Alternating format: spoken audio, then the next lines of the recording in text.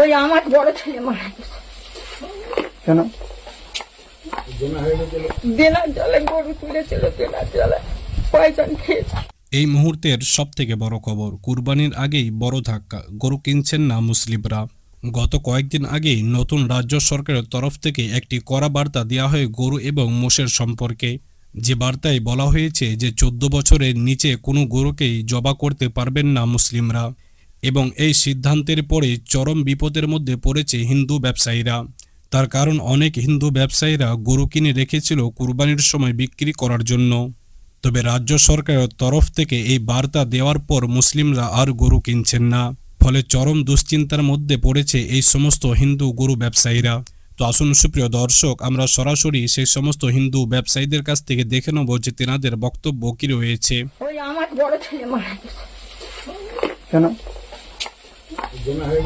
দেনার জলে গরু তুলেছিল, দেনার জলে পয়জন খেয়েছে। মারা গেছে? নাই ছেলে গরু বিক্রি করতে পারেনি বলে গরু বিক্রির দেনা হয়ে গেছিল।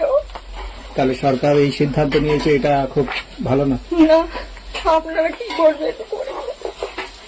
আপনি ভাবুক হয়ে যাচ্ছেন। হ্যাঁ, আমরা সবসময় চিন্তা করে করে আমরা দুই লোকে মানে মরি লোক তো শরীর ভালো না, লোকের দ্বারা গায়ে গো নিজে দুই চায় না, ওই লোক পড়ে যায় মরে, সবসময় চিন্তা করে সে আমি কি করব, কি করে দেনা মেটাবো, কি করে গরু বিক্রি করবো। আমার খুব চিন্তাযুক্ত, খুব চিন্তা। কি করবে সে? দেনার দায় কি করবে?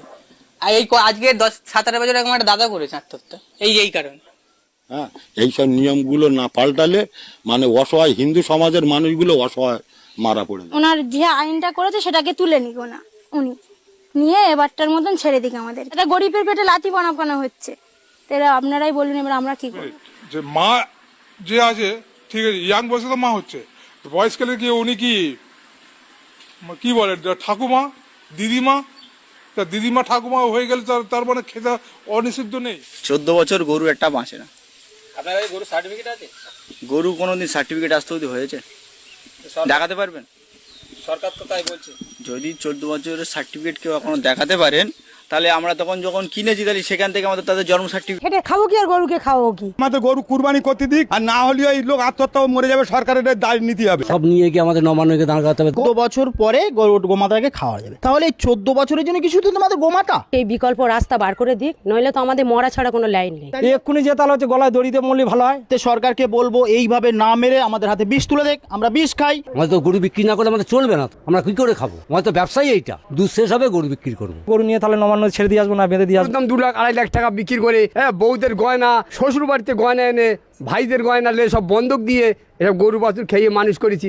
এইসব টাকা আমরা কি দেবো? ইন্টারনেটের টাকা লোয়ার এসে 5 লাখ টাকা, এসব টাকা আমরা কমতে দেবো? তাহলে তো আমাদের তো পালাবার ছাড়া রাস্তা নেই। আত্মহত্যা করতে হবে। আমার 15 লাখ টাকা দেনা আছে। আমাদের রাস্তায় বসে যেতে হবে। ছেলের আমার পড়াশোনা শেষ হয়ে যাবে, বন্ধ হয়ে যাবে। আমাদের মরণ ছাড়া রাস্তা নেই, গরুগুলো কি করবো?